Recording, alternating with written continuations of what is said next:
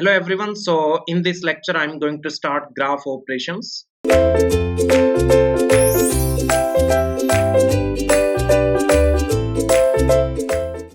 operation which can be performed between the graphs like union, intersection, complement, difference, all these things I'm going to discuss. Okay guys, so let us begin with the graph operations. Next topic is graph operations. So let's say two graphs are there. Let's say we can say that G1 and G2. So we can perform union between them as well as intersection. We can find out the complement of any graph, or we can do the difference between the graphs G1 minus G2. Let's say, or we can say G2 minus G1, or we can perform symmetric difference between the graphs. Isn't it? That is XOR, or we can say that symmetric difference. XOR operation, or we can say that is also known as symmetric difference. Isn't it? So we'll see one by one. I'm taking one example. Yes, I'm considering two graphs and we'll see, yes, how to perform union, intersection, complement. Isn't it? A difference, or we can say that symmetric difference. Isn't it? So let us assume that, let us consider one example. Let's say one graph G1 is given to you. Yes, let's say this is graph G1 and vertices are labeled, let's say A, B, C. One more graph is also given, that is, yes, this graph, let's say this graph is G2 and vertices are, let's say, A, B, let's say D and E. Now first operation I'm going to discuss, that is what we can say that is union. So what will be the G1 union with the G2, isn't it? So remember, what is the meaning of union? So G2 is this one is G2. Yes. A, B, then we can say that D, E. Now we can see one, yes, two vertices are common, yes, or labels are same, that is A and B, isn't it? So we can say that this particular S is common. So while taking the union, we can do it like that. Let's say, yes, this is CAB, isn't it? So we can say that, yes, this is what G1 union with G2, isn't it? I hope this one is clear to everyone. If vertices are labeled, we can say that, means we can say that if no vertex is common, then we may get the disconnected graph also. Let us consider, let's say, one more example I'm taking. Let's say, yes, instead of, let's say, these vertices are A, B, C, and one more, let's say that is, we can say that D, E, F, G, isn't it? So that is example number 2. So in example number 2, we can say that no vertex, or we can say that no edge is common. So while taking the union, what we should do? Yes, nothing to do. We can say that simply this entire graph is the union. That means that in that particular case, we will be getting one disconnected graph, nothing else. That is a one graph. Yes, we can say that is a disconnected, that will be the union. I hope this one is clear to everyone. Okay, so I'm taking the example number 1 as a reference. Yes, we'll continue in example number 1 only. Yes, what will be the G1 intersection with the G2? That will be the second task, G1 intersection with G2. So second one is G1 intersection with the G2. Now you only tell me G1 and G2. Yes, one vertex A and another B, these are common. That means AB, one edge is common. That will be the answer. So we can say that in the intersection, yes, we can say that this is A comma B. Yes, that will be the word, that is G1 intersection with G2, isn't it? Now you only tell me in example number 2 what will be the intersection. Yes, in example number 2, yes, that is written with green, isn't it? We can say that in example number 2, no vertex or no edge is common. So we can say that in that particular case, intersection does not exist. So in this example, we can say that G1, let's say this is G3, this is G4. So we can say that G3 intersection G4 does not exist. So from this we can conclude that union always exists but intersection may or may not exist, isn't it? So write down this one. Yes, write down one note. In this note you can write down, yes, first point, union always exists.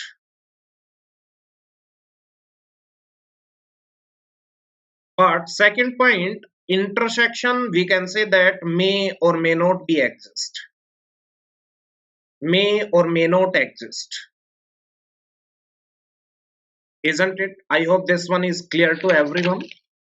So third one, that is we can say that G1 minus G2. Now let's say this is G1. I'm taking the same example again. That is A, B, C. This is G1. And let's say this is A, B, C, D. That is A, B. Then let's say this is C, this is D. Isn't it? Let's say this is G2. So we can say that what will be the G1 minus G2? Yes, one as is common. You can see easily. This AB as this is common. So G1 minus G2 means what? We can say that yes, remove that particular common edge only. Isn't it? So remember, we can remove any edge without removing vertices. But remember, if edge is removed, then corresponding vertices will also be removed. I'm repeating once again. I'm saying edge can be removed without removing the vertices on which that edge is incident. But while removing vertices, incident edges will also be removed. Isn't it? Okay. Now you only tell me G1 minus G2 means yes, remove that particular common edge. So this will be the result. We can say that this one is what? G1 minus G2. I hope this one is clear to everyone. Similarly, fourth operation, that is we can say that that is G2 minus G1. So G2 minus G1 means remove that common edge from G2. So we can say that yes, that will be the G2 minus G1. Isn't it? That is A, B, C, D. So we can say that this one is G2 minus G1. Isn't it? Next one, fifth one, we can say that let's say that is G1 symmetric difference with G2, that is equals to G1 minus G2 union with, we can say that G2 minus G1. So if we take the union of G1 minus G2 as well as G2 minus G1, then resultant graph will be this hat like structure. Yes or no? Yes, this structure will be the G1 symmetric difference with G2, that is C, D, then we can say that A, B, C. So this one will be what? G1 symmetric difference with G2. I hope this one is clear to everyone. Well, let's say in G1 and G2 no edge is common, then whatever be the, let's say if we find out the G1 minus G2 and no edge is common, then G1 will be the answer. And if we find the G2 minus G1 and there is no edge common, so we can say that G2 as it is will be the answer only, isn't it? Yes. So let us take one more example. Let's say we can say that, let's say next example, let's say one graph is given to you. Let's say this is one graph A, B, C. Next graph is, let's say this one, that is D, E, F and G, isn't it? Now let's say this graph is G1, this graph is G2. So we can say that G1 minus G2, there is no edge common. That will be what? G1 only, nothing else. A, B, C. And similarly, what will be the G2 minus G1? Here also no S is common, so as it is, G2 will be the answer.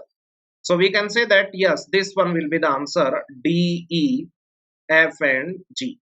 Isn't it? I hope this one is clear to everyone. Isn't it? Okay. Write down next one. Let's say next one. Next operation is important one. Remember, yes, that is complement. Complement of a graph. Isn't it? Let us consider these all these complements. We can say that these operations are only for the simple graphs. Isn't it? So remember this one. So we can say that yes, G complement will be the universal graph minus, let's say, G, isn't it? And universal graph in case of simple graph is what? Kn, that is complete graph. Yes, Kn is what? That is complete graph. Isn't it? Kn is known as what? Complete graph. Let us consider one example. With this example, there will be more clarity to you guys. So let us take one more example. Let's say, yes, example number one. Let's say one graph is given to you. That is the given graph A, B, then let's say C and D. Let's say this graph is G. Then the question is, what is the G complement? So that will be the K. Yes, you only tell me in the given graph how many vertices are there. 4 vertices are there. So yes, this will be what? K4 minus G. So you know very well what is K4. Yes, that will be the K4 with these 4 vertices A, B, C, D. So we can say that yes, that will be the, yes, A, B, C, D. That will be the what? We can say that that will be the complete graph. Isn't it? So this is the complete graph. Now you only tell me in complement K4 minus G. K4 is what? We can say that this is the K4. And if we subtract G from K4, then the resultant graph will be what? This one. Yes or no? This one, that is A, B, C, D. Now you only tell me this resultant graph is what? Connected or disconnected? Disconnected. You can see, yes, AD is a, yes, 1S, and over AD, CB. CB is placed, nothing else. Isn't it? So at the intersection point, there is no, we can say that there is no vertex. So remember this one, this graph is just a disconnected graph. Yes, one AD is there, one ADS is there. Over AD, CB is placed, nothing else. So this is the disconnected graph. By chance it is disconnected, nothing else. Isn't it? I hope this one is clear to everyone. Yes or no? Okay. So let us take one more example. Let's say, yes. Let us take one more example. Let's say A, B, and let's say C. Let's say this is the given graph G. What will be the G complement? So G complement will be what? K3 minus G.